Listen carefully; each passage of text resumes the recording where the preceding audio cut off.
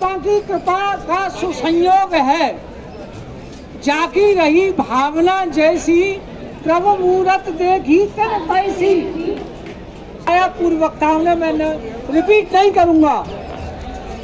सरकार प्रयास कर रही है, उसके बावजूद भी देश में जैसी घटनाएं घट रही हैं वो शर्मनाक ही नहीं, माँ बहन बेटी और हम सब के लिए जीवन के लिए घातक बनी हुई है। नोटा एक ऐसा हथियार है जो कि अगर नहीं मानेंगे, हमने कहा ना, जैसा आपने ही प्रश्न किया कि हिंदुत्व की अवधारणा को ध्यान में रखते हुए हमने भारतीय जनता पार्टी को आगे बढ़ाया और आज यहाँ तक कि पहले से दिनों दिन 2 बार सत्ता आई है और अधिकाधिक सीटें प्राप्त हुई हैं, उसका परिणाम भी निकला। लेकिन जहाँ तक गाय की बात और संत की बात आ रही है तो गाय और संत बीजेपी ने दोनों ही अवहेलना कर दी है। और उसका एक प्रमाण मैं ये दे रहा हूँ कि बीजेपी में पहले एक गोवंश प्रकोष्ठ हुआ करता था, भारतीय जनता पार्टी ने गोवंश प्रकोष्ठ को ही समाप्त कर दिया। इसका मतलब ये है कि गाय की महत्ता नहीं है। अब जब हम आपको सम्मान दे रहे हैं, सहयोग दे रहे हैं, सीटें बढ़वा रहे हैं, अरे एक वो समय था जब 2 सीटें थी आपकी, ये संतों का ही साहस था, आशीर्वाद था, संघर्ष था, जो कि आज 300 से ऊपर सीटें लिए बैठे हैं आप। और उसके बावजूद भी अगर आप नहीं सुनेंगे तो संत है, किसी का गुलाम तो होता नहीं है, ना किसी लोभ लालच में। इसलिए हम नोटा को भी बढ़ावा देंगे। जो ये सृष्टि है पृथ्वी, इसकी आयु 4.5 अरब वर्ष है। 4.5 अरब वर्षों में जितने राजा हुए अभी तक, संत और ब्राह्मण गाय सबके लिए अवध्य और पूज्य रहे। लेकिन स्वतंत्र भारत में, तथाकथित स्वतंत्र भारत में संतों के ऊपर जो अत्याचार हुआ, माने शंकराचार्य जी को जेल, आसाराम बापू जी को जेल, अन्य संतों को जेल, पादरियों को छूट, अगर ये सब स्थिति रहेगी तो किसी दिन फिर क्रांति होगी और क्रांति फिर बड़ी भयानक क्रांतियाँ भी होंगी। देखिए, आसाराम जी बापू को एक राजनीतिक षड्यंत्र के तहत फंसाया गया है और धर्मरक्षा दल, जो आपने भी सवाल किया कि धर्मरक्षा दल नोटा का प्रचार कर रहा है और पूरे देश में मीडिया में नोटा के प्रचार की क्यों बात चल रही है, ये आपने भी सवाल किया। तो धर्मरक्षा दल के संरक्षक हमारे साथ में हैं आदरणीय श्री डॉक्टर राधाकांत वत्स जी। संत राधाकांत वत्स जी जो है वो नोटा के लिए अभी जो है पूरा प्रचार कर रहे हैं। क्यों? क्योंकि ये राजनेता जो है राजनीतिक षड्यंत्र करके संतों को जेल में डाल रहे हैं। रवानी बदलेगी, सतलुज का मोहना बदलेगा, कुछ तुम बदलो, कुछ हम बदले, तब तो ये जमाना बदलेगा। नहीं, ऐसे बहुत से संत हैं। बापू जी को अभी मैं पीछे अहमदाबाद गया था, मानिक देशमुख जी हैं, मानिक देशमुख जी बहुत इस बारे में कार्य कर रहे हैं, तो वहाँ गया, आश्रम भी गया था, देखा। देखिए 85 साल से अधिक उम्र के एक बुजुर्ग संत को, और हिंदुस्तान में अगर संत के साथ न्याय नहीं होगा, जस्टिस नहीं मिलेगा, फिर न्याय सबके लिए, सबको धारणा गलत है। अभी जो कार्यक्रम जो भारत के अंदर जो चल रहा है, उस बारे में हमारा तो एक ही कहना है कि जो इस भूमि पर निवास करता है, जो हिंदुस्तान का अन्न जल ग्रहण करता है, वो हर व्यक्ति हिंदुस्तानी है, वो हर व्यक्ति हिंदू है। तो मैं तो को एडिट करने वाले सभी कार्यकर्ताओं का, पदाधिकारियों का एवं सम्मानित सभी साथियों का हृदय से आभार व्यक्त करता हूँ, नमन करता हूँ। और उनमें जो है कितनी भी धर्मांतरण हो रहा है। और अभी हमारे मुकेश जैन साहब ने बताया था कि एक लाठी तो हमें नजर आ जाती है जब हमारे सर पर पड़ती है, तो उस लाठी का हमारे ऊपर घाव को देखने में आ जाता है। और एक लाठी ऐसी है जो हमारे शरीर पर पड़ती है, घाव बहुत जख्म करती है, लेकिन देखने में उसको जो है ऐसे नहीं लूंगा, कुछ नहीं लूंगा। एक मारुति 800 से सबक लेने के लिए जाता है वो सरकार, 26 दिन या 28 दिन बाद कर जाती है। अगर मैंने कुछ दिन ज्यादा ये काम बताया तो मुझे क्षमा कीजिए। उसके बाद क्या होता है, फिर से सरकार आती है और वो सब कुछ ले लेता है। वो अपने बंगले के अंदर स्विमिंग पूल बनवाता है जिसके ऊपर 20 करोड़ रुपए खर्च होते हैं।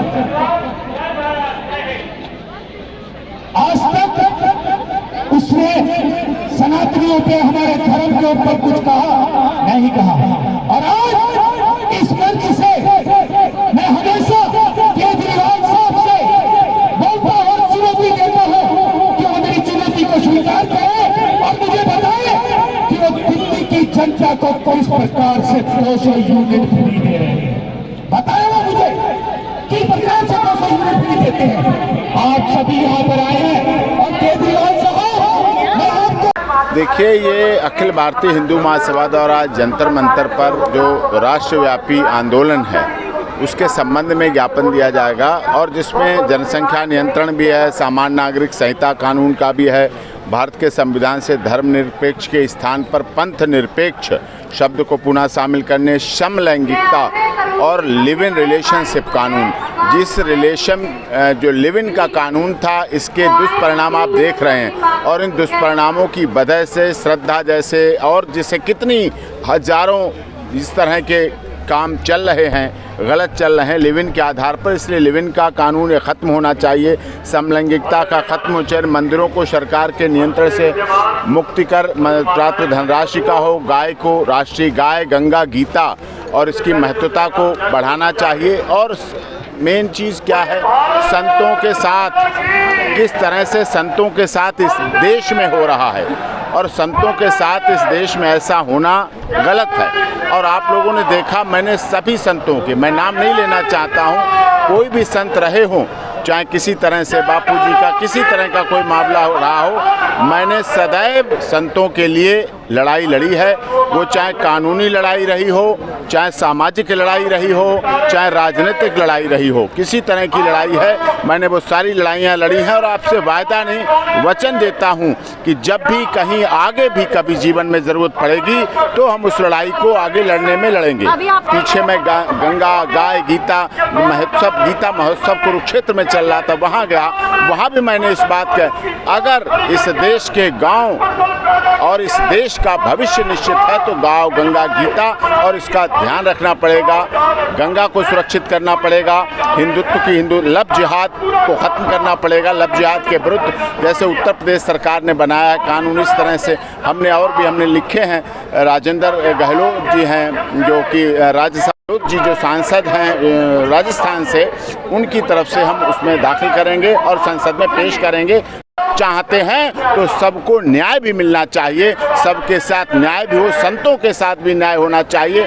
मैंने संतों की लड़ाई लड़ी, जहां भी कोर्ट में, सामाजिक रूप से, राजनीतिक रूप से, कहीं भी जहां मुझे अवसर मिला मैंने उन संतों के लिए बात की है। और आगे भी आपसे वायदा नहीं वचन देता हूं, कहीं भी किसी मोर्चे पर किसी भी संत के लिए, जैसा कि मैं पीछे लड़ता रहा हूं कोर्ट से, सब जगह से, आगे भी लड़ता रहूं।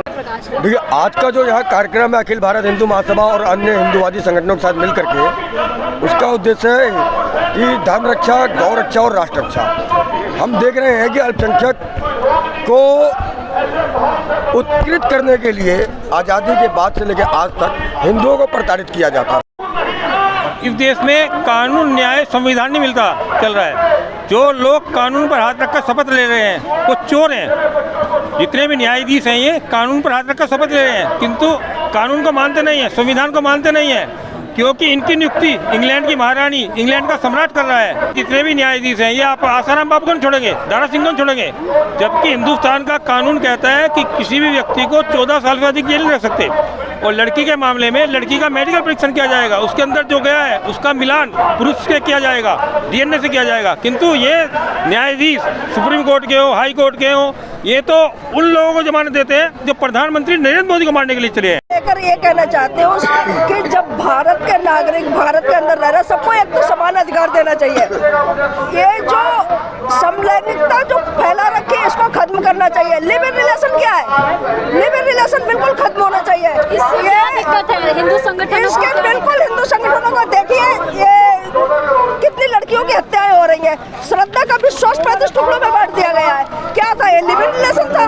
जो अपने रिलेशन क्या है, लव करके उसको घर में रखना, रखायल बना के रख के उसको घर में रख के उसके साथ खेलना, खिलवाड़ करना, ये हो गया।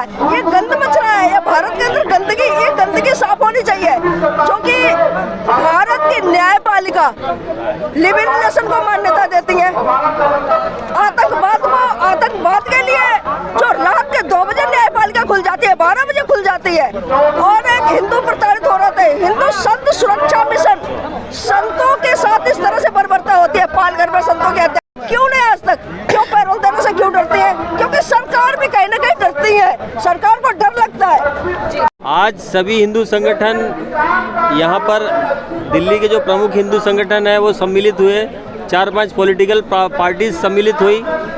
उन्होंने जो है जो प्रमुख मुद्दे हैं, जैसे कि हिंदू बहु बेटियों का जो धर्मांतरण किया जा रहा है वो पूरी तरीके से भेदभाव और अन्यायपूर्ण नीतियों के कारण किया जा रहा है। उसके लिए पूरी तरीके से राजनेता जिम्मेदार है और इन्हीं सब मुद्दों को लेकर जो है आज ये कार्यक्रम आयोजित किया गया।